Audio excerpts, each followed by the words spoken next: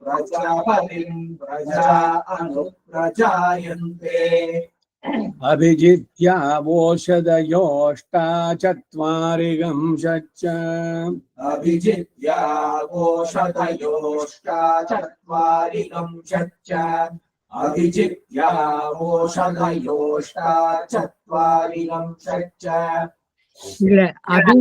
ಅಭಿಜಿತ್ಯಯೋ ಅಭಿಜಿತ್ಯಾನೋ ಅಭಿಜಿತ್ಯ ಅಭಿಜಿತ್ಯೈ sentence ಇದಾದಾಗ ಮುಂದ್ಗಡೆ ಸ್ವರ ಇದೆಯಲ್ಲ ಓಕಾರ, ಅದರಿಂದ ಅಭಿಜಿತ್ಯ ಏತ್ವ ಇದ್ದಿದ್ದು ಆಕಾರ ಬರುತ್ತೆ. ವಿಷ್ಣವೇ ಸ್ವಾಹ ವಿಷ್ಣವ ಇದಂ ನಮಮ, ವಿಷ್ಣವೇ ಇದ್ದಿದ್ದು ವಿಷ್ಣವ ಯಾಕಾಯ್ತು ಅಂದ್ರೆ ಹಾಗೆ ಇಲ್ಲಿ ಅಭಿಜಿತ್ಯ ಓಷಧಯೋಷ್ಟ ಚತ್ವಾರಿಗಂಶಚ್ಚ. ಇಲ್ಲಿ ಪ್ರಜಾಪತಿಂ ಪ್ರಜಾ ಅನುಪ್ರಜಾಯಂತೆ ಅಂತ ಅಂದ್ರೆ ಸೃಷ್ಟಿ ಹೇಗೆ ಉಂಟಾಯ್ತು, ಪ್ರಜೆಗಳು ಹೇಗೆ ಉಂಟಾದ್ರು ಅನ್ನೋದು ಬರ್ತಾ ಇದೆ.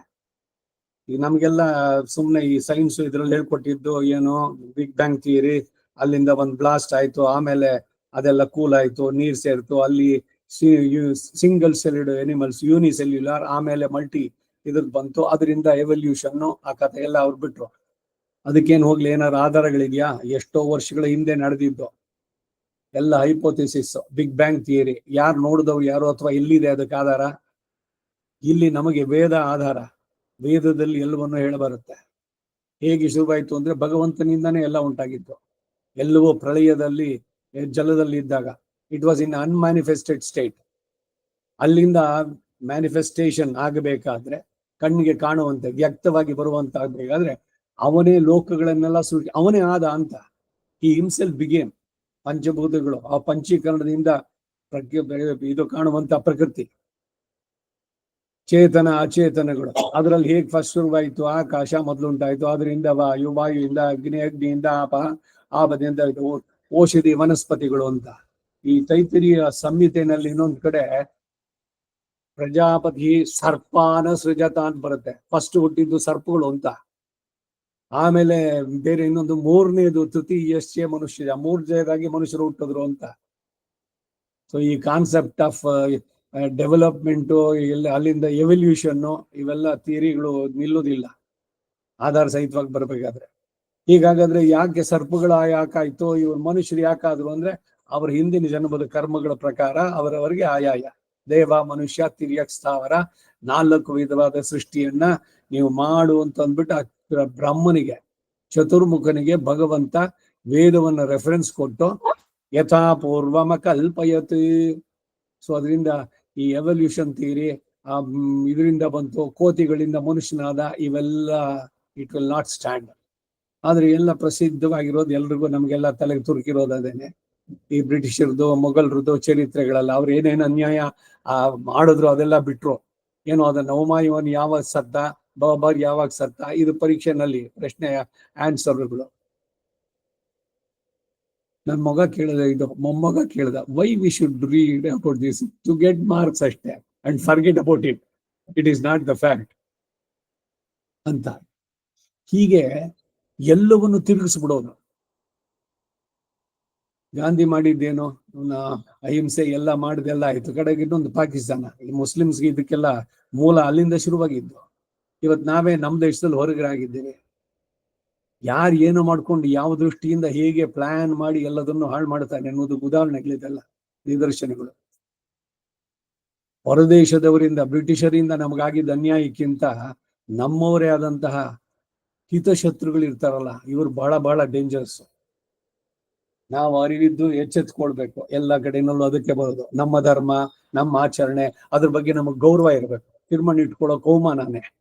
ಏನೋ ತಪ್ಪು ಮಾಡಿದ್ರೆ, ಯಾವ್ದಾದ್ರು ಮೋಸ ಮಾಡಿದ್ರ, ಇಲ್ಲ ಸಿಗಾಕೊಂಡ್ರ, ಅದ್ಯಾಕೆ ಅಪರಾಧ ಭಾವ ಯಾಕೆ ಉಂಟಾಗ್ಬೇಕು? ಆ ರೀತಿ ಭಾವ ಉಂಟು ಮಾಡಿದವ್ರು ಯಾರು ನಮಗೆ? Why we are not proud? ಅವರು ಬುರ್ಕ ಹಾಕೊಂಡು ಹೋಗ್ತಾರೆ, ಕ್ರಿಶ್ಚಿಯನ್ಸು ಕ್ರಾಸ್ ಹಾಕೊಂಡು ಬರ್ತಾರೆ ಖುಷಿಯಾಗಿ ಅವ್ರ ಡ್ರೆಸ್ಗಳು ಹಾಕೊಂಡು. ಅದನ್ನ ನೋಡಿ ನಾವು ಅಪ್ರಿಷಿಯೇಟ್ ಮಾಡೋ ಅಂತವ್ರು ನಮ್ಮ ಧರ್ಮದ ಬಗ್ಗೆ ಯಾಕೆ ಈ ಅಸಡ್ಡೆ? ಸೊ ಅನ್ಲೆಸ್ ವಿ ಪ್ರತಿ ಒಬ್ಬೊಬ್ರು ಎಚ್ಚೆತ್ಕೊಳ್ದಿದ್ರೆ ನಮ್ಮ ಧರ್ಮ ಬಹಳ ಕಷ್ಟ. ಏನ್ ಹಾಳಾಗೋದಿಲ್ಲ, ಆದ್ರೆ ಈ ಆಘಾತಗಳು ಬರ್ತಾ ಇರುತ್ತೆ. ನಾವಾಗೆ ಬೇರೆ ಇನ್ನೊಬ್ಬರ ಮೇಲೆ ಬಿದ್ದು ಅವ್ರದನ್ನ ಇದ್ ಮಾಡಿ ಕನ್ವರ್ಟ್ ಮಾಡೋದು, ಈ ತರದ್ದು ಬೇಡ. ಆದ್ರೆ ನಮ್ಮ ಮೇಲೆ ಅತ್ಯಾಚಾರಗಳು ನಡೆದಾಗ ಪ್ರತಿಭಟಿಸ್ಬೇಕು. ಇದು ಸಂದೇಶ ಮಹಾಭಾರತದ್ದು. ದ್ರೌಪದಿಯ ಒಂದು ಹನಿ ಕಣ್ಣೀರು ಕೃಷ್ಣನ್ ಕಾಲ್ ಮೇಲೆ ಬಿದ್ದಿದ್ದಕ್ಕೆ 18 ಅಕ್ಷೋಹಿಣಿ ಹೋಗೋದಕ್ಕೆ ಕಾರಣ. ಇನ್ನು ಪತಿಗಳು ಮಾಡೋದು ಬೇಡ, ನಾನ್ ನಡೆಸ್ತೇನೆ ಎಂದ ಅವನು. ಅನ್ಯಾಯವನ್ನು ಪ್ರತಿಭಟಿಸ್ಬೇಕು, ಇದು ಸರಿಯಾದ ಮಾರ್ಗ. ಆಯ್ತು, ಹೋಗೋಣ ಮುಂದಕ್ಕೆ. ಸೊ ಪ್ರಜಾಯಂತೆ ಕ್ರಿಯೇಷನ್ ಹೇಗೆ ಅಂತಂದ್ರೆ ಇಲ್ಲಿ ಒಂದೊಂದೇ ಹೇಳೋದು, ಅವನು ಮಾಡಿದಂತದ್ದು. ಇಲ್ಲಿ ಏನು ಅಂತಂದ್ರೆ ಒಂದಕ್ಕೊಂದು ಕಾಂಟ್ರಡಿಕ್ಷನ್ಸ್ ಇಲ್ಲ.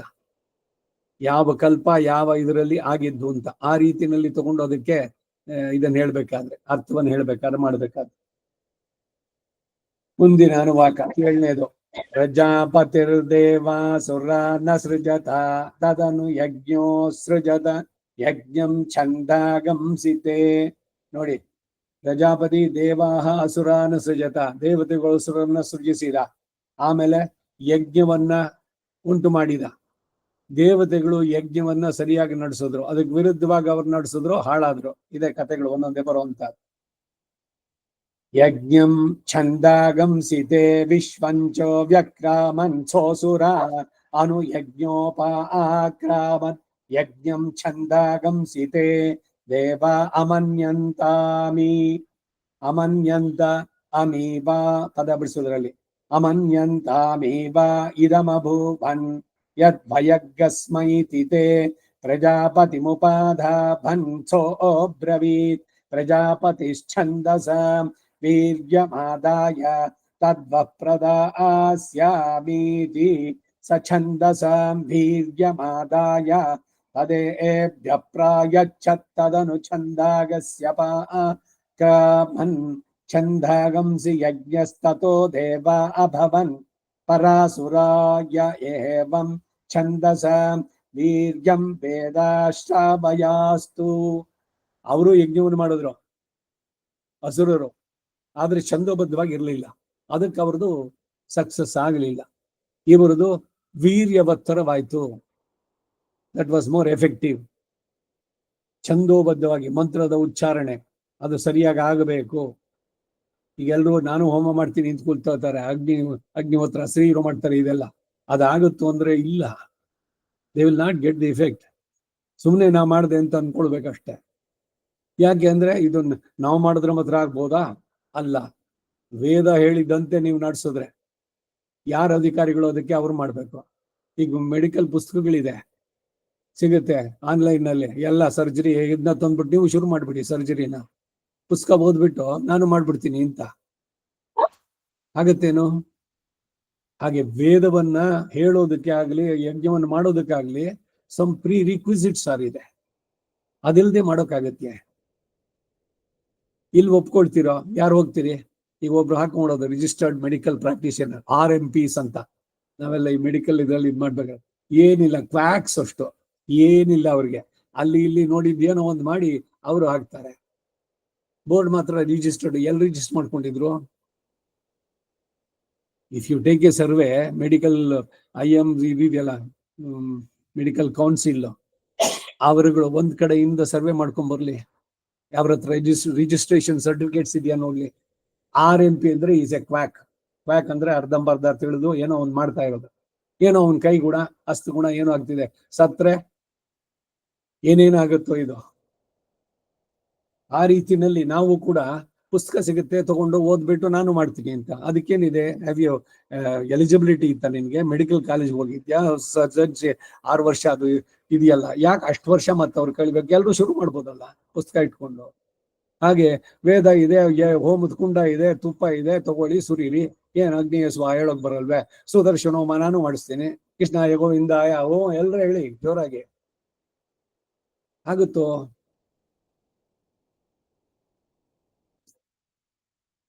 ಸೊ ಯಾಕೆ ಅನ್ನೋದು ಇಲ್ಲಿ ಸೂಕ್ಷ್ಮ ಒಂದೊಂದಕ್ಕೂ ಬರಬೇಕಾರೆ.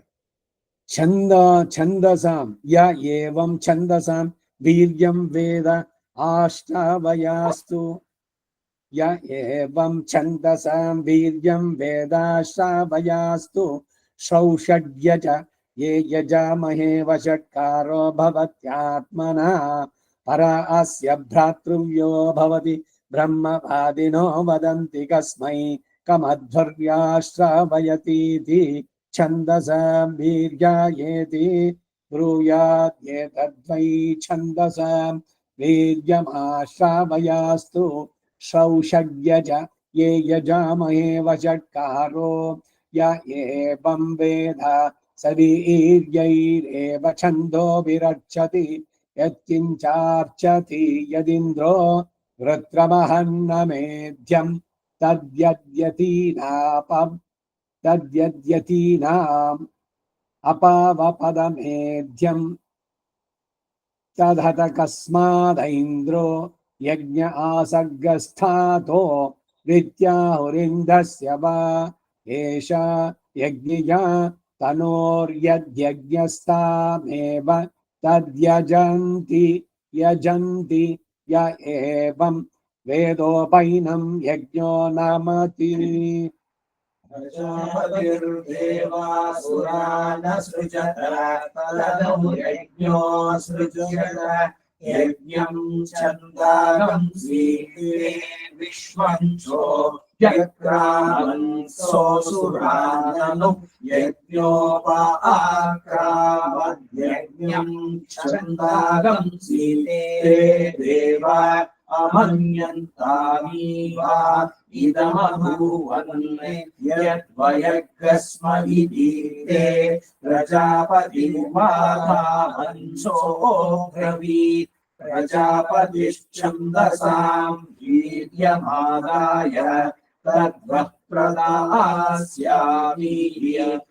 ಛಂದಸಾಂ ವೀರ್ಯಮಾದಾಯ ತದೇಭ್ಯಃ ಪ್ರಾಯಚ್ಛತ್ತದನುಚ್ಛಂದಾಗಸ್ಯಾಕ್ರಾಮನ್ ಛಂದಾಗಂ ಹಿ ಯಜ್ಞಸ್ಥಳೋ ದೇವಾ ಅಭವನ್ ಪರಾಸುರಾಯ ಏವಂ ಛಂದಸಾಂ ವೀರ್ಯಂ ವೇದಾಶ್ರಾವಯಾಸ್ತು ಶ್ರೌಷಗ್ಯಜಯೇ ಯಜಾಮಹೇ ವಷಟ್ಕಾರೋ ಭವತ್ಯಾತ್ಮನಃ ಆಸ್ಯ ಭ್ರಾತೃಭ್ಯೋ ಭವತಿ ವದಂತಿ ತಸ್ಮೈ ಕಮಧ್ವರ್ಯುರಾಶ್ರಾವಯತೀತಿ ಛಂದಸಾಂ ವೀರ್ಯಾಯೇತಿ ಬ್ರೂಯಾದೇತದ್ವೈ ಛಂದಸಾಂ ವೀರ್ಯಮಾಶ್ರಾವಯಾಸ್ತು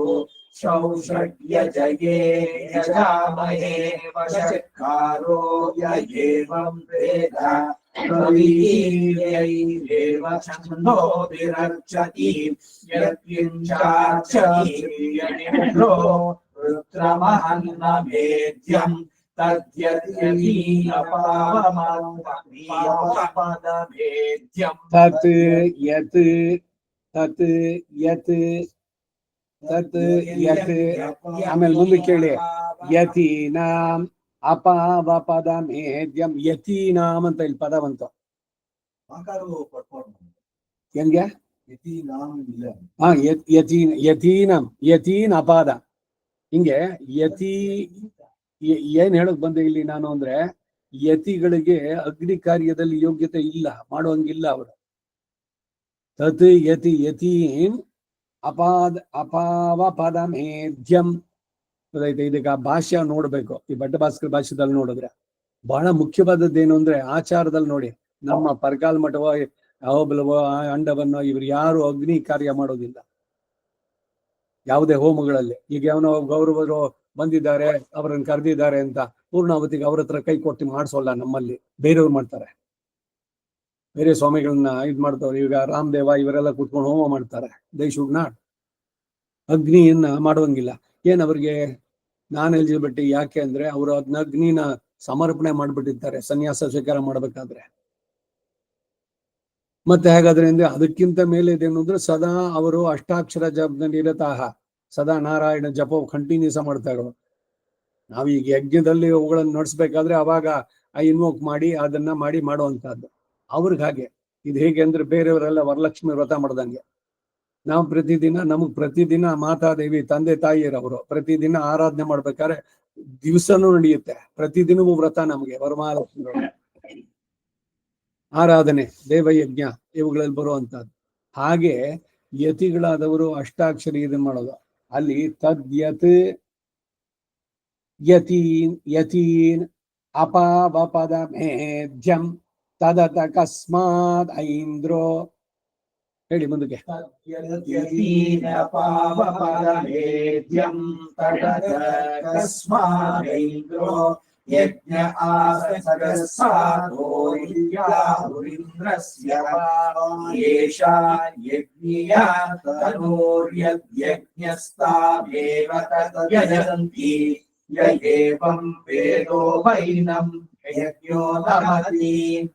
ಪ್ರಜಾಪತಿರ್ದೇವಾಸುರಾನ್ ಸೃಜತ ತದನು ಯಜ್ಞೋ ಸೃಜ್ಯತ ಯಜ್ಞಂ ಛಂದಾಗಂಸಿ ತೇ ವಿಶ್ವಂಚೋ ವ್ಯಕ್ರಾಮನ್ಸೋಸುರಾನನು ಯಜ್ಞೋಪಾಕ್ರಾಮದ್ಯಜ್ಞಂ ಛಂದಾಗಂಸಿ ತೇ ದೇವ ಅಮನ್ಯಂತಾಮೀವ ಇದಮಭೂವನ್ನಿತ್ಯದ್ವಯಗ್ಗಸ್ಮ ಇತಿ ತೇ ಪ್ರಜಾಪತಿಮುಪಾಧಾವನ್ಸೋ ಬ್ರವೀತ್. ಪ್ರಜಾಪತಿಶ್ಛಂದಸಾಂ ವೀರ್ಯಮಾದಾಯ ತದ್ವಃ ಪ್ರದಾಸ್ಯಾಮೀತಿ ಸ ಛಂದಸಾಂ ವೀರ್ಯಮಾದಾಯ ತದೇಭ್ಯಃ ವೀರ್ಯಮಾದಾಯ ವೀರ್ಯಮಾ ಅನ್ನದರ್ಥ.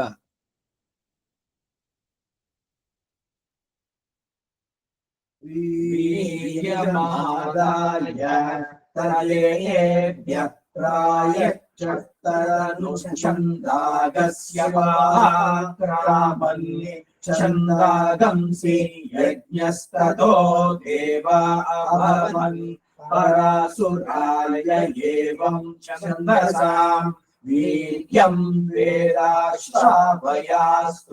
ಶ್ರೌಷಡ್ಯಜಲೇ ಯಜಾಮಹೇ ವಷಟ್ಕಾರೋ ಭವತ್ಯಾತ್ಮನಃ ಪರಾಸ್ಯ ಭ್ರಾತೃವ್ಯೋ ಭವತಿ ಬ್ರಹ್ಮವಾದಿನೋ ವದಂತಿ ತಸ್ಮೈ ಕ್ರಮಧ್ವರ್ಯುರಾಶ್ರಾವಯತೀತಿ ಛಂದಸಾಂ ವೀರ್ಯಾಯೇತಿ ಬ್ರೂಯಾಯೇತದ್ವೈ ಛಂದಸಾಂ ವೀರ್ಯಮಾಶ್ರಾವಯಾಸ್ತು ಶ್ರೌಷಡ್ಯಜಲೇ ಯಜಾಮಹೇ ವಷಟ್ಕಾರೋ ಯೇವಂ ವೇದ ಸವೀರ್ಯೈರೇವ ಛಂದೋಭಿರರ್ಚತಿ ಯತ್ಕಿಂಚಾರ್ಚತಿ ಯದಿಂದ್ರೋ ವೃತ್ರಮಹನ್ನ ವೇದ್ಯಂ ತದ್ಯತಿಯತೀನ ಪಾವಪದಮೇದ್ಯಂ ತದತ ಕಸ್ಮಾದೈಂದ್ರೋ ಯಜ್ಞ ಆಸರ್ಗಸ್ತಾದೋ ನಿತ್ಯಾಹುಲಿಂಗಸ್ಯ ವಾ ಯೇಷಾ ಯಜ್ಞಿಯ ತನೂರ್ಯಜ್ಞಸ್ತಾಮೇವ ತದ್ಯಜಂತಿ ಯ ಏವಂ ವೇದೋಪೈನಂ ಯಜ್ಞೋ ನಮತಿ. ಸ ಛಂದಸಾಂ ವೀರ್ಯಂ ವಾ ಯೇವ ತದಷ್ಟೌ ಚ. ಸ ಛಂದಸಾಂ ವೀರ್ಯಂ ವಾ ಯೇವ ತದಷ್ಟೌ ಚ. ಸ ಛಂದಸಾಂ ವೀರ್ಯಂ ವಾ ಯೇವ ತದಷ್ಟೌ ಚ. ಆಯುರ್ದ ಅಗ್ನೇ ಹವಿಷೋ ಜುಷಾಣೋ ಘತ ಪ್ರತೀಕೋ ಘತಯೋ ನಿರೇಧಿ. ಆಯುರ್ದಾಗ್ನೇ ಹವಿಷೋ ಜುಷಾಣೋ ಘೃತ ಪ್ರತೀಕೋ ಘೃತಯೋ ನಿರೇಧಿ. ಆಯುರ್ದಾಗ್ನೇ ಹವಿಷೋ ಜುಷಾಣೋ ಘೃತ ಪ್ರತೀಕೋ ಘೃತಯೋ ನಿರೇಧಿ. ರಥಂ ಪೀತ್ವಾ ಮಧುಚಾರು ಗವ್ಯಂ ಪಿತೇವ ಪುತ್ರಮಭಿರಕ್ಷತಾದಿಮಂ. ಘೃತಂ ಪೀತ್ವಾ ಮಧುಚಾರುಗವ್ಯಂ ಪಿತೇವ ಪುತ್ರಮಭಿರಕ್ಷತಾದಿಮಂ. ಘೃತಂ ಪೀತ್ವಾ ಮಧುಚಾರುಗವ್ಯಂ ಪಿತೇವ ಪುತ್ರಮಭಿರಕ್ಷತಾದಿಮಂ. ಈ ಹಾರ್ಟ್ ಆಪರೇಷನ್ ಆದವರು ಮಾತ್ರ ಸ್ವಲ್ಪ ತುಪ್ಪ ಕಡಿಮೆ ತಿನ್ನಿ ಅಂತ, ಬೇರೆಯವ್ರು ತುಪ್ಪ ತಿಂದ್ರೆ ಒಳ್ಳೇದು. It's A good cholesterol. ಮತ್ತೆ ಈ ವೇದ ಹೇಳೋರು ತುಪ್ಪ ಮೊದಲು ಕುಡಿಬೇಕಂತೆ, ಒಳ್ಳೆ ಲೂಬ್ರಿಕೇಶನ್ ಗಂಟಲಿಗೆ ಹೇಳೋದಕ್ಕೆ ಕಂಟಿನ್ಯೂಸ್ ಆಗಿ ಘನಪಾಠ ಇದೆಲ್ಲ ಹೇಳ್ಬೇಕಾದ್ರೆ ನೀರು ಜೊತೆನಲ್ಲಿ ಇಟ್ಕೊಂಡಿರ್ತಾರೆ, ಚೊಂಬುನಲ್ಲಿ ನೀರು. ಈ ಘನಪಾಠ ಇದ್ರದ್ದೆಲ್ಲ ಆವೃತ್ತಿ ಮಾಡ್ಬೇಕಾದ್ರೆ ನೀರು ಇಟ್ಕೊಂಡಿರ್ತಾರೆ ಜೊತೆನಲ್ಲಿ. ಯಾಕೆಂದ್ರೆ ವಾಯ್ಸ್ ಬಹಳ ಚೆನ್ನಾಗಬೇಕು, ಧ್ವನಿ ಪೆಟ್ಟಿಗೆ ಇದೆ. ಅಂಡ್ ಹೆಲ್ತ್ ವೈಸು ಬಹಳ ಬಹಳ ಉತ್ತಮವಾದದ್ದು ಘೃತ, ಗೋಘೃತ. ಆಯಸ್ಸನ್ನ ವರ್ಧಸ್ ಮಾಡುತ್ತೆ, ತೇಜಸ್ಸನ್ನ ಉಂಟು ಮಾಡುತ್ತೆ. ಏನೇನು ದೈಹಿಕವಾದಂತ ಪ್ರಬಲತರ ಪ್ರಾಚೀನ ಕರ್ಮಗಳಿಂದ ಉಂಟಾಗೋ ರೋಗಗಳು, ಅದರ ಪರಿಹಾರ ತುಪ್ಪ ತಿನ್ಬೇಕು. ಪರಿಶೇಚನೆಗೆ ಅದಕ್ಕೆ ಅಭಿಘಾರ್ಯ, ಅಭಿಘಾರ ಇಲ್ಲದಲೇ ಪ್ರಾಣಾಹುತಿ ಮಾಡೋದಿಲ್ಲ ತುಪ್ಪ ಅಲ್ಲಿ. ಆ ಮೊದಲು ಬಡಿಸಿದ್ಮೇಲೆ ಆಮೇಲೆ ಬಡಿಸ್ಕೊಳ್ಬಾರದು, ವಿಧಿಗಳು. ಅದು ಪ್ರಾಣಾಗ್ನಿಹೋತ್ರ, ಊಟ ಮಾಡುವಂಥದ್ದು, ಅದೊಂದು ಯಜ್ಞ. ಸೊ ಅದರಲ್ಲಿ ತುಪ್ಪದ ಇದು ಈ ಶ್ರಾದ್ದಗಳಲ್ಲಿ ಅದಕ್ಕೆ ಅಥವಾ ದೇವತೆಗಳಿಗೆ ಹವಿಸ್ಮು ನೀಡ್ಬೇಕಾಗ ದ್ರವ್ಯ ಮುಪಸ್ಥೀರ್ಯ, ಮೊದಲು ತುಪ್ಪದಿಂದ ಇತರ ದರ್ವಿಯಿಂದ ಪ್ರಧಾನ ದರ್ವಿಗೆ ಶುದ್ಧೀಕರಣ. ಅದು ಒಂದೊಂದು ಸಲಿನೂ ಕೂಡ ದ್ವಿರವದಾಯ ಸಕೃದ ಅಭಿಗಾರ್ಯ. ಮೊದಲನೇ ಸಲಿ ಒಂದ್ಸಲಿ ತುಪ್ಪ ತಗಲ್ಸಿದ್ದಾಯ್ತು, ಮತ್ತಿನ್ನೊಂದ್ಸಲಿ ಒಂದು ಸಲಿ ಸಕೃದ ಅಭಿಗಾರ್ಯ, ಆಮೇಲೆ ಆಹುತಿ. ಪುನಃ ದ್ರವ್ಯ ಮುಪಸ್ಥೈರ್ಯ ದ್ವಿರಾಭಿಗಾರ್ಯ. ಇವರು ಶ್ರೀವತ್ಸ ಗೋತ್ರದವರು 3 ಸಲಿ ತ್ರಿರವದಾಯ, ಅವರು 3 ಸಲಿ ತಗೋಬೇಕು ಅನ್ನವನ್ನ. ಒಂದೊಂದು ಸೈಜ್ ಗೆಜ್ಜುಗ ಇತ್ತಲ್ಲ ಹಿಂದೆ ಗೋಲಿ ಸೈಜ್, ಆ ಸೈಜ್ಗೆ ಆಹುತಿ ನೀಡಬೇಕಾದ್ರು ತುಪ್ಪದ ಹಿರಿಮೆಯಲ್ಲಿ. ಘೃತಂ ಪೀತ್ವಾ ಮಧುಚಾರು ಗವ್ಯಂ ಪಿತೇವ ಪುತ್ರಂ ಅಭಿರಕ್ಷತಾದಿಮಂ ಆವೃಶ್ಚೇತೆ ವಾ ಏತದ್ಯಜಮಾನೋಗ್ನಿಭ್ಯಾಂ ಯದೇನ ಯೋಶ್ರುತಂ ಕೃತ್ಯಾಥಾನ್ಯತ್ರ ಅನ್ಯತ್ರಾವಭೃತಮವೈತ್ಯಾಯುರ್ದ ಅಗ್ನೇ ಹವಿಷೋ ಜುಷಾಣ ಇತ್ಯವಭೃತಂ ಅವೈಶ್ಯ. ಇಲ್ಲಿ ಹವಿಷೋ ಜುಷಾಣೋ ಜುಷಾಣಃ ಗೊತ್ತೈತೆ. ಜುಷಾಣಃ ಪದ ಬಿಡಿಸೋದ್ರಲ್ಲಿ ಬೇರೆ ಪದ ಇದ್ರೆ ಜುಷಾಣೋ ಬರ್ತಿತ್ತು, ಅಲ್ಲಿ ಮುಂದೆ ಸ್ವರ ಇದೆ, ಅದರಿಂದ ಇದು ವಿಸರ್ಗ ಲೋಪ ಸಂಧಿ. ಜುಷಾಣ ಇತ್ಯವಭೃತಂ ಅವೈಶ್ಯನ್ ಜುಹುಯಾ ಆಹುತ್ಯೈ ವೈನೌ ಶಮಯತಿ ನಾರ್ತಿಮಾರ್ಛತಿ ಯಜಮಾನೋ ಯತ್ಕುಸೀದಮಪ್ರತೀತ್ತಂ. ತಾವತ್ತು ಅಪ್ರತೀತ್ತಂ ಮಯ್ಯೇನ ಯಮಸ್ಯ ಬಲಿನಾ ಚರಾಮಿ.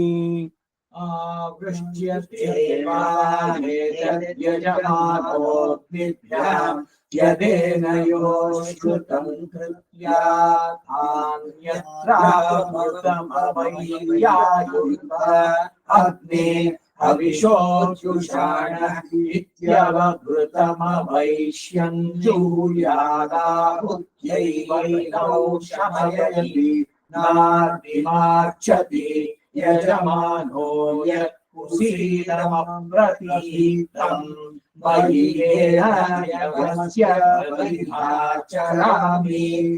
ಆವೃಷ್ಟ್ಯ ದೇವಾ ಏತದ್ಯಜಮಾನೋಗ್ನಿಭ್ಯಾಂ ಯದೇನ ಯೋಶ್ರುತಂ ಕೃತ್ಯಾಥಾನ್ಯತ್ರಾವಭೃತಮವೈತ್ಯಾಯುರ್ದ. ಯದೇನ ಯೋ, ಅಲ್ಲಿ ನೀನು ಸಲ ಹೇಳಿ. ಯದೇನ ಯೋಶ್ರುತಂ ಕೃತ್ಯಾಥಾನ್ಯತ್ರಾವಭೃತಮವೈತ್ಯಾಯುರ್ದ ಅಗ್ನೇ ಹವಿಷೋ ಜುಷಾಣ. ಕ್ಲಿಯರ್ ಆಯ್ತಾ? ಕ್ಲಿಯರ್ ಆಯ್ತಾ ಅಂದೆ, ಸರಿ ಬರುತ್ತಾ ಹೇಳಿ ಇನ್ನೊಂದ್ಸಲ ನೋಡೋಣ. ಯದೇನ ಯೋಶ್ರುತಂ கృத்யாதான்யத்ராவபృత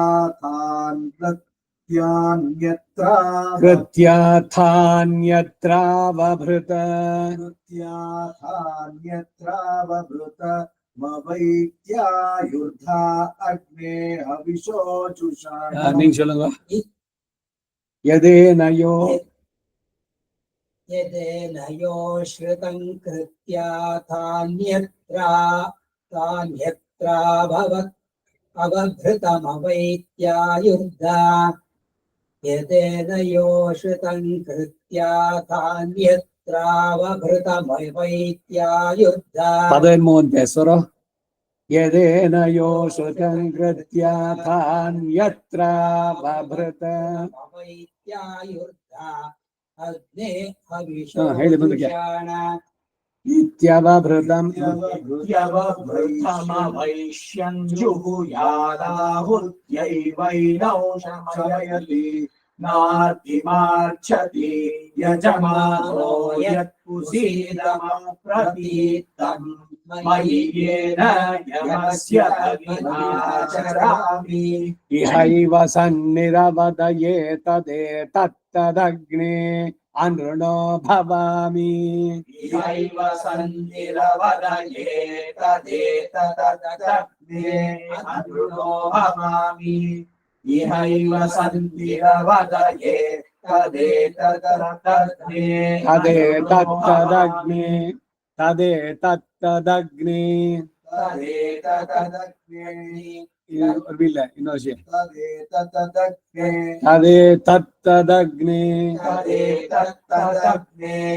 तदेतदग्ने ಪದ ಬಿಡಿಸದೆ ತದೇತತೆ ತದಗ್ನೆ ತದೇತತ್ತದಗ್ನೆ ತಾಕ್ತಾವತ್ ಬಂದಾಗ ಸಂಧಿ ಆಯ್ತು ತದೇತತ್ತದಗ್ನೆ ಅನೃಣೋ ಭವಾಮಿ तदेतदग्ने ಬರಲಿಲ್ಲ ಘೋಷೆ भवामि ಇನ್ನೊಂದು तदेतदग्ने अनृणो भवामि ಇನ್ನೊಂದು ವಾಸುಕಿ तदेतदग्ने ಹಾ ಪೋಚೆ तदेतदग्ने ಹಾ ಇಪ್ಪವಂತೆ तदेतदग्ने Yes. अनृणो भवामि ಹಾ तदेतदग्ने अनृणो भवामि विश्वलोप विश्वधावस्य त्वा संजुहोम यग्धादेको उदादेकः समसनादेकः विश्वलोक विश्वधावस्य वासञ्जुहोम यज्ञादेको उदादेकः समसनादेकः विश्वलोक विश्वधावस्य वासञ्जुहोम यज्ञादेको उदादेकः समसनादेकः तेन कृण्वन्तु भेषजगं सदः सहो वरेण्यम् तेन कृण्वन्तु भेषजगम् सरसहो वरेण्यम् तेन कृण्वन्तु भेषजगम् सरसहो वरेण्यम् अयं नो नवस पुरः सर्गस्फानो अभिरक्षतु अयं नो नभसा पुरः सर्गस्पानो अभिरक्षतु अयं नो नभसा पुरः सर्गस्पानो अभिरक्षतु गृहाणामसमर्त्यै बहवो नो गृहा असन् गृहाणामसमर्त्यै बहवो नो गृहा असन् गृहाणामसमर्त्यै बहवो नो गृहा असन् सत्वं नो नभसस्पत ऊर्जं नो धेहि भद्रया सत्वं नो नभसस्वत ऊर्जं नो देहि भद्रया सत्वं नो नभसस्वत ऊर्जं नो देहि भद्रया पुनर्नो नष्टमाकृधि पुनर्नो रयिमाकृधि पुनर्नो नष्टमाकृधि पुनर्नो रयिमाकृधि पुनर्नो नष्टमाकृधि पुनर्नो रयिमाकृधि देवसर्गस्थानसहस्रपोषस्येशिषे स नो रास्वाज्जानिगं रायस्पोषगं सुवीर्यगं संवत्सरीणागस्वस्तिम् देवसहस्रस्थानसहस्रकोशस्येशिषे स नो रास्वाज्यानिगं रायस्पोषकं सुवीर्यगं संवत्सरीणागस्वस्तिम् देवसहस्रस्थानसहस्रकोशस्येशिषे स नो रायस्वाज्यानिगं रायस्पोषकं सुवीर्यगं संवत्सरीणागस्वस्तिम् अग्निर्वाव यम इयं यमीकुसीदं वा एतद्यमस्य ಯಜಮಾನ ಆದತ್ತೆ ಯದೋಷಧೀಭಿರ್ವೇದಿಗಸ್ತೃಣಾತಿ ಯದನುಪೌಷ್ಯ ಪ್ರಯಾಯಾದಗ್ರೀವ ಅಕಾರ ಸೇರಿಸ್ಬೇಡಿ ಅಲ್ಲಿ. ಪ್ರಯಾಯಾದ್ಗ್ರೀವ ಬದ್ಧ ಏನ ಅಗ್ರೀವ ಅನ್ನುಟನಕ್ಕೆನ್ನ ಕಂಠ ಇಲ್ಲದೆ ಎನ್ನಾರ್ನ ಅಕಾರ ಸೇರಿದ್ರೆ.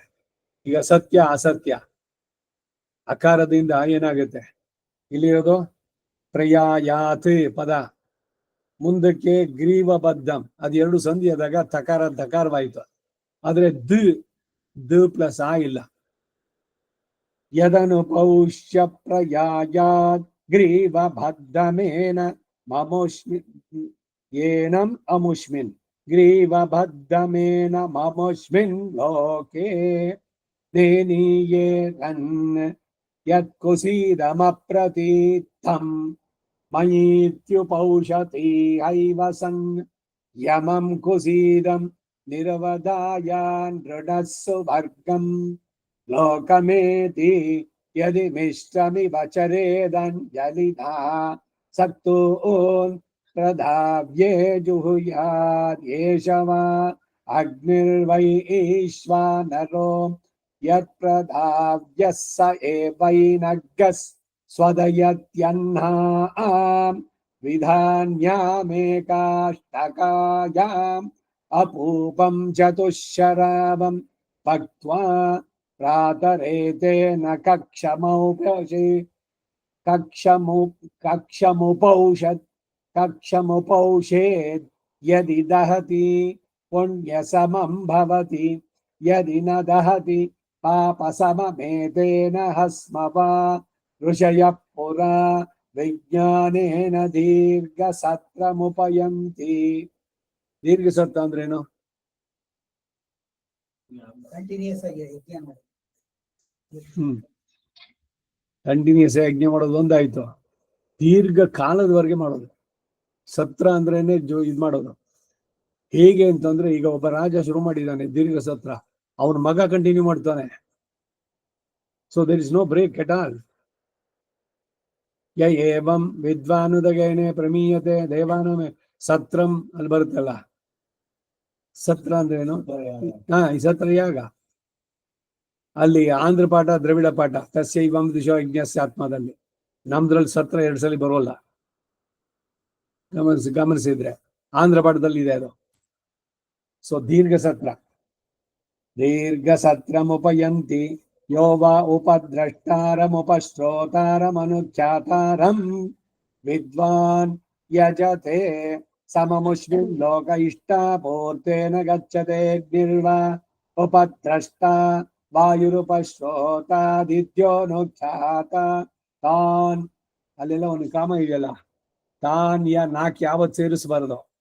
ಅದಕ್ಕಾಗಿ ತಾನ್ ಯ ಏವಂ ವಿದ್ವಾನ್ ಯಜತೆ ಸಮಮುಷ್ಮಿನ್ ಲೋಕ ಇಷ್ಟಾಪೂರ್ತೇನ ಗಚ್ಚತೆ ಯಂ ನೋ ನಭಸ ಪುರ ಇತ್ಯಾಹಾಗ್ನಿರ್ವೈ ನಭಸ ಪುರೋಗ್ನಿಮೇವ ತದಾ ಹೈತನ್ಮೇ ಗೋಪಾಯೇತಿ ಸತ್ವಂ ನೋ ನಭಸಸ್ಪದ ಇತ್ಯಾಹ ವಾಯುರ್ವೈ ನಭಸಸ್ಪತಿರ್ವಾಯುಮೇವ ತದಾ ಹೈತನ್ಮೇ ಗೋಪಾಯೇತಿ ದೇವಸರ್ಗಸ್ಥಾನೇತ್ಯಾಹಾಸೌ ವಾ ಆದಿತ್ಯೋ ದೇವಸರ್ಗಸ್ಥಾನ ಆದಿತ್ಯಮೇವ ತದಾ ಹೈತನ್ಮೇ ಗೋಪಾಯೇತಿ.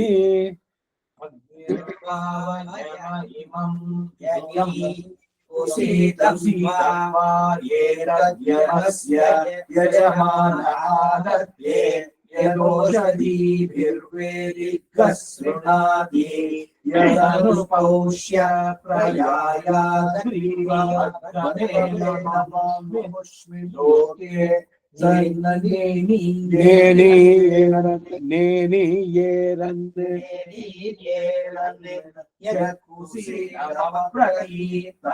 ಮಯೀತ್ಯುಪೌಷತಿ ಹೈವ ಸನ್ ಯಮಂ ಕುಸೀದಂ ನಿರವದಾಯಾನ್ ದೃಢಸ್ಸು ವರ್ಗಂ ಲೋಕಮೇತಿ ಯದಿ ವಿಶ್ವಮಿವ ಚರೇದಂಜಲಿನಾ ಸಕ್ತೋನ್ ಪ್ರಧಾವ್ಯೇ ಜೂಯಾದೇಶವಾ अग्निर्वैश्वानरो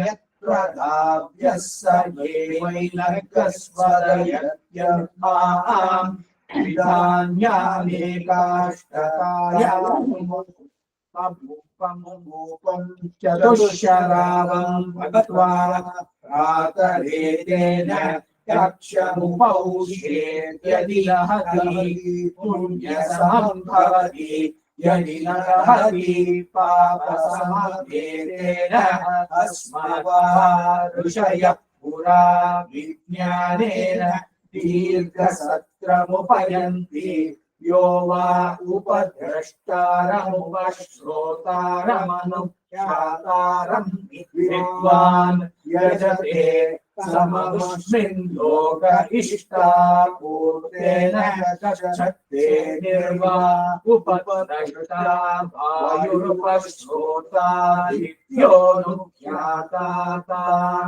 यदेवं विद्वान् यजते सममुष्मिन् लोक इष्टापूर्तेन गच्छते यं नो नभसा पुरा इत्याग्निर्वै नभसा पुरोऽग्निरेव ददायितन्मे गोपायेति त्वं नो नभसस्पत इत्याह वायुर्वै नभसस्पतिर्वायुमेव ददायितन्मे गोपायेति देवसर्गस्थानेत्यासौ वा आदित्यो देवसर्गस्थान आदित्यमेव तदाहैतन्मे गोपायेति निर्वावयमयं यमीकुसीदं वा एतद्यमस्य यजमान आदत्ते यदोषधीभिर्वेदिकस्कृणाति यदनुपौष्य प्रयायाद्रिवपद्मेन ममामुष्मिन् लोके देहीयेरन् यत्कुसीदमप्रतीतं मयीत्युपौषधीहैव सन् यमं कुसीदं निरवदाया नृणः सुवर्गं लोकमेति यदि विश्वविव चरेदञ्जलिता ससतून् प्रदाव्ये दूयादेशवा अग्निर्वैश्वानरो यत्प्रदाव्यः स एवैनकस्वदयत्यर्हाम् विधान्यामेकाष्टकायामुपं चतुश्शरावं मत्वा प्रातरेतेन कक्षमुपौष्येद्यदि लहति पुण्यसमं भवति यदि न लहति पापसमभेदेन स्मवांशय पुरा विज्ञानेन दीर्घसत्रमुपयन्ति यो वा उपद्रष्टारमुपश्रोतारमनुख्यातारं विद्वान् यजते सममुष्मिन् लोक इष्टापूर्तेन गच्छते निर्वा उपद्रष्टा वायुरुपश्रोता नित्योऽनुख्यातातान्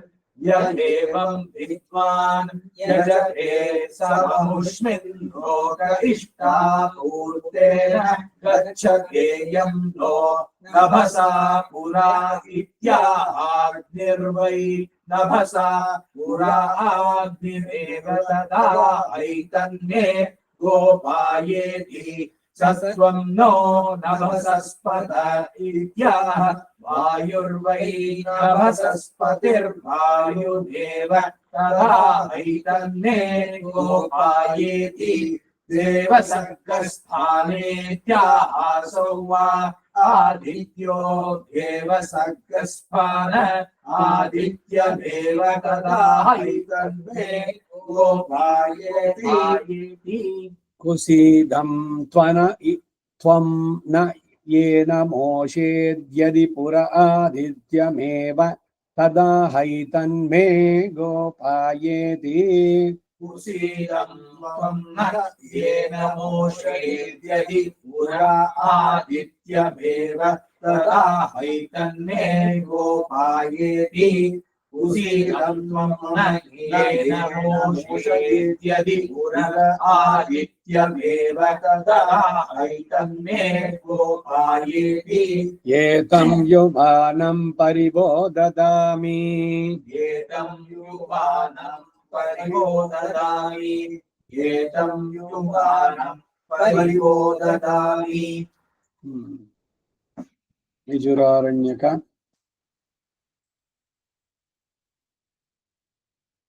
10ನೇ ನುವಾಕ ಆದ್ಮೇಲೆ ಅಡಿಬುರವು ब्राह्मणो यज्ञो अग्निर्भर्ता पृथिवी प्रतिष्ठान्तरिक्षं विष्टा वायुः प्राणश्चन्द्रमा ऋतूनन्नघम् स प्राणस्य प्राणो द्यौरनादृश्य आदित्यः स तेजस्वी प्रजापतिः स इदगं सर्वगं सर्वं च मे भूयात् ब्राह्मणो यज्ञो निर्भर्ता पृथिवी प्रतिष्ठान्तरिक्षं विष्ठा वायुः प्राणश्चन्द्रमा ऋतूनन्नघम्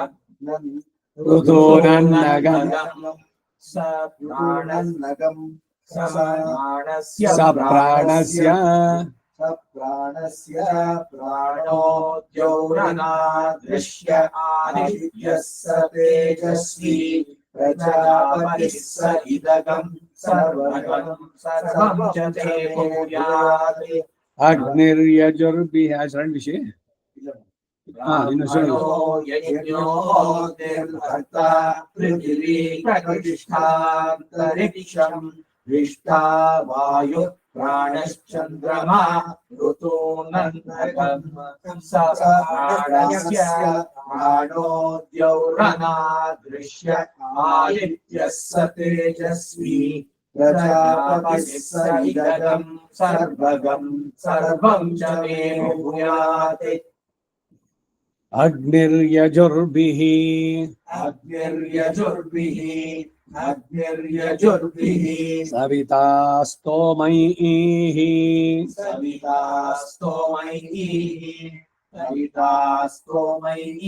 इन्द्र उक्था मतैः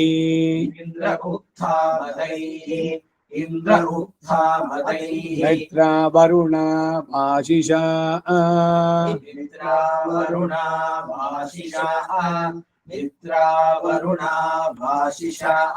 अंगिरसोधिष्णियैरग्निभिः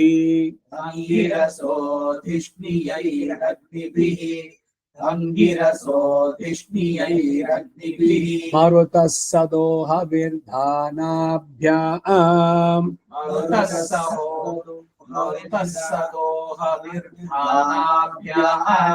मरुतः सदोहविर्धानाभ्याम् आपः प्रोक्षणीभिः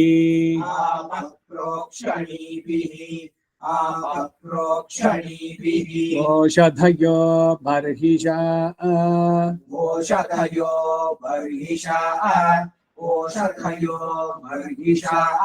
अदितिर्वेद्या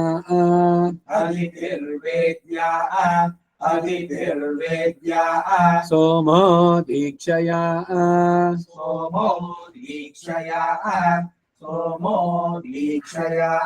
त्वष्टेध्वेन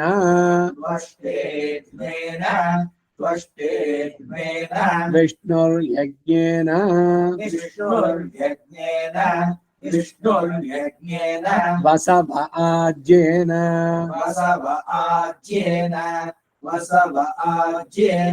आदित्या दक्षिणाभिः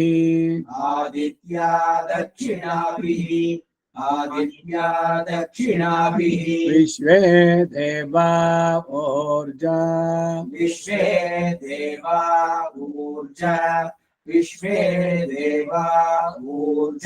पूषा स्वगाकारेण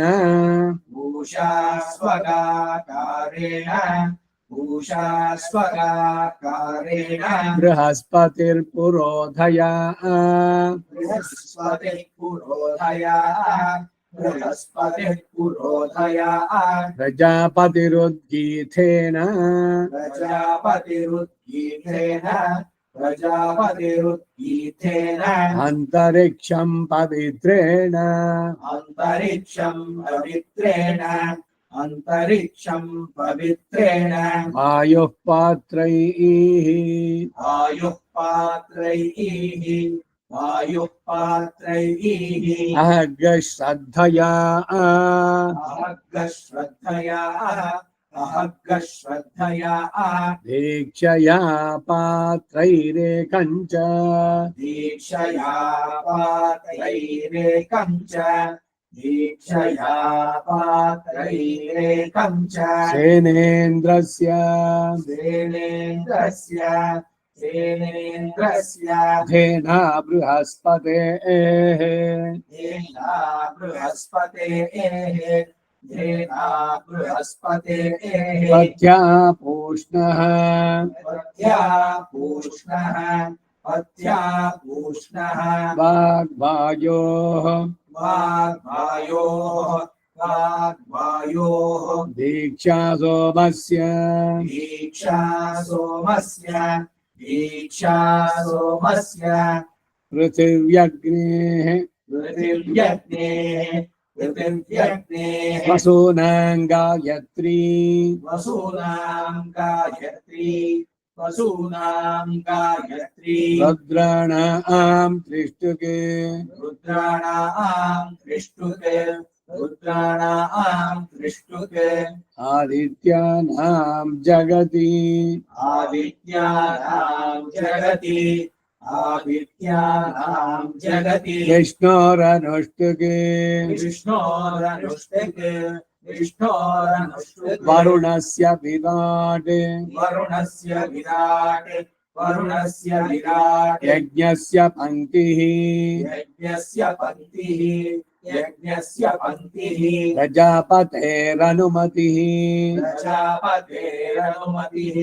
प्रजापतेरनुमतिः मित्रस्य श्रद्धा मित्रस्य श्रद्धा सवितुः प्रसूतिः सूर्यस्य मरीचिः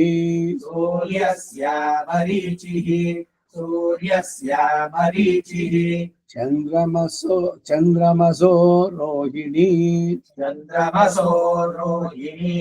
ಚಂದ್ರಮಸೋ ರೋಹಿಣಿ ಈ ಚಂದ್ರ ರೋಹಿಣಿಯನ್ನು ವಿಶೇಷವಾಗಿ ಪ್ರೀತಿಸಿದ್ದು, ಅದಕ್ಕಾಗಿ ಉದಾಹರಣೆ ಅದನ್ನು ಕೊಡುತ್ತೆ. ಅವನು ಶಾಪಗ್ರಸ್ತನಾದ ಆಮೇಲೆ ಕ್ಷಯ ಬರ್ಲಿ ಅಂತ ದಕ್ಷ ಅವನಿಗೆ ಶಾಪ ಕೊಟ್ಟಿದ್ದು. 27 ಜನ ಮದುವೆ ಮಾಡಿಕೊಟ್ರೆ ಇವರೊಬ್ಬರ ಜೊತೆನಲ್ಲೇ ಅವ್ರು ಯಾರನ್ನು ಅವನು ನೋಡ್ಲೇ ಇಲ್ಲ. ಅವರೆಲ್ಲ ಅವರ ಅಪ್ಪನ ಕಂಪ್ಲೇಂಟ್ ಮಾಡಿದ್ರು.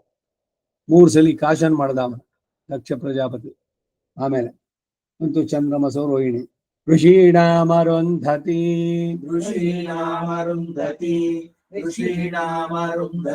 ಅರ್ಜನ್ಯಸ್ಯ ವಿದ್ಯುತ್ ಚತಸ್ರೋ ದಿಶಃ ಚತಸ್ರೋ ವಾಂತರ ದಿಶಾಃ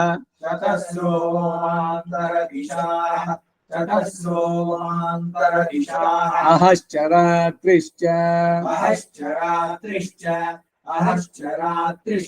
ಋಷಿಶ್ಚ ವೃಷ್ಟಿಶ್ಚ ತ್ವಿಷಿಶ್ಚಾಪಚಿತಿಶ್ಚ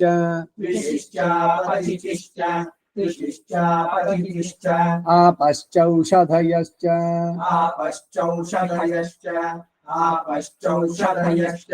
ऊर्जा संवृता च देवानां पत्न्याः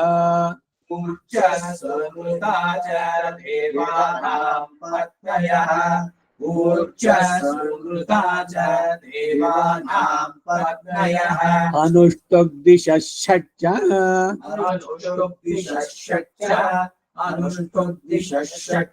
देवस्य त्वा सवितुः प्रसवे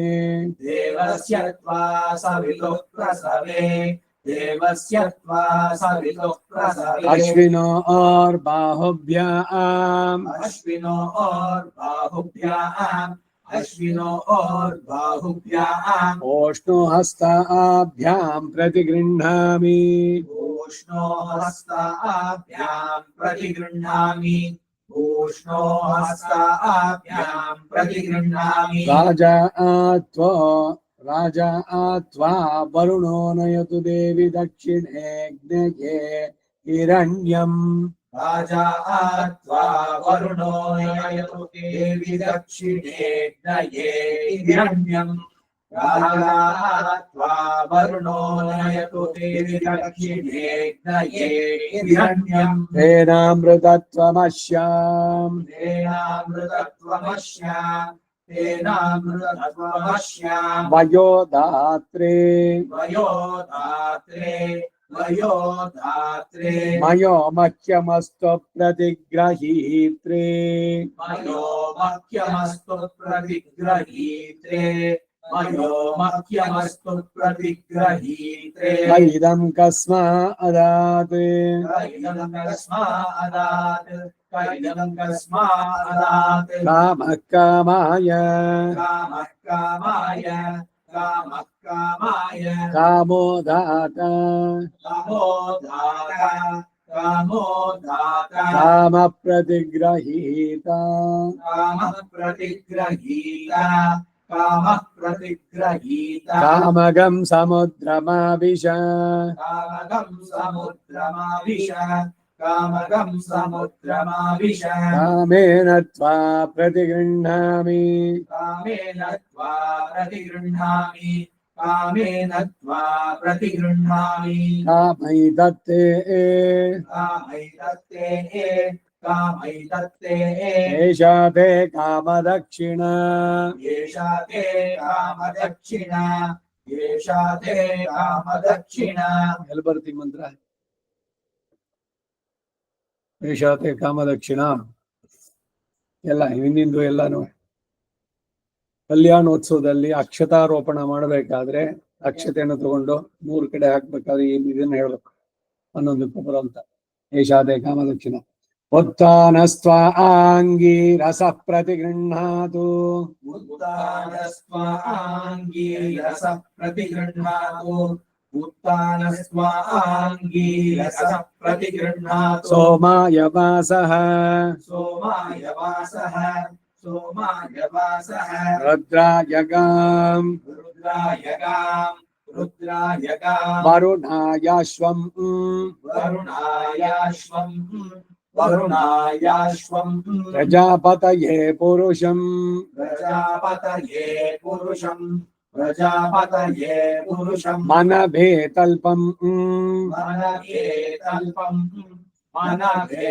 तल्पम् त्वष्ट्रेजां त्वष्ट्रेजाम् त्वष्ट्रेजाम् ओष्णेविम् उष्णेविम् उष्णेविम् निर्वृत्य अश्वतरगर्दभौ निर्वृत्य अश्वतरगर्दभौ निर्वृत्य अश्वतरगर्दभौ हिमवतो हस्तिनम् हिमवतो हस्तिनम् हिमवतो हस्तिनम् गन्धर्वाप्सराभ्यः सकलङ्करणे गन्धर्वाप्सराभ्यः सकलङ्करणे गन्धर्वाप्सराभ्यः सकलङ्करणे विश्वेभ्यो देवेभ्यो धान्यम् विश्वेभ्यो देवेभ्यो धान्यम् विश्वेभ्यो देवेभ्यो धान्यम् वाचेन्नम्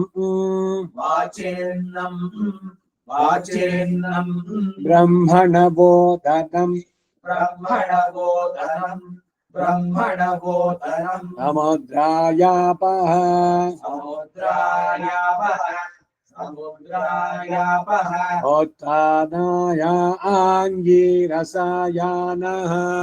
उत्थानाय आङ्गिरसायानः उत्थानाय आङ्गिरसायानः वैश्वानराय रथम् वैश्वानराय रथम् वैश्वानराय रथम् वैश्वानरः प्रत्नधानाकमारुहत् वैश्वानरः प्रत्नधानाकमारुहत् वैश्वानरः प्रत्नधानाकमारुहत् दिवः पृष्ठं बन्धमानः सुमन्मभिः दिवः पृष्ठं बन्धमानः सुमन्मभिः दिवः पृष्ठं बन्धमानः सुमन्मभिः बन्धमानः सुमन्मभिः सपोर्ववज्जनयज्जन्त वेधनम्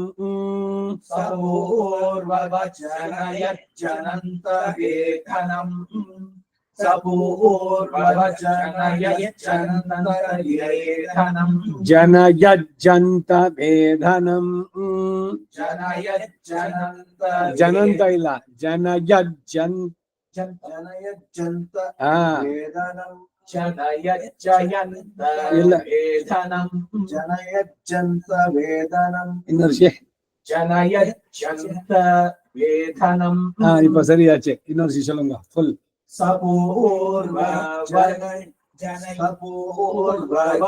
सपूर्ववचनयज्जन्त वेदनम् समानमज्मा परियाति जागृभिः समानमज्मा परियाति जागृभिः समानमज्मा परियाति जागृभिः आजात्वा वरुणो नयतु देव दक्षिणे वैश्वानराय रथम् राजा आत्वा वरुणो नयतु देवि दक्षिणे वैश्वानराय रथम् राजा आत्वा वरुणो नयतु देवि दक्षिणे वैश्वानराय रथम् तेनामृतत्वमस्याम् तेनामृतत्वमस्याम् तेनामृतत्वमस्याम् मयोधात्रे वयोधात्रे वयोधात्रे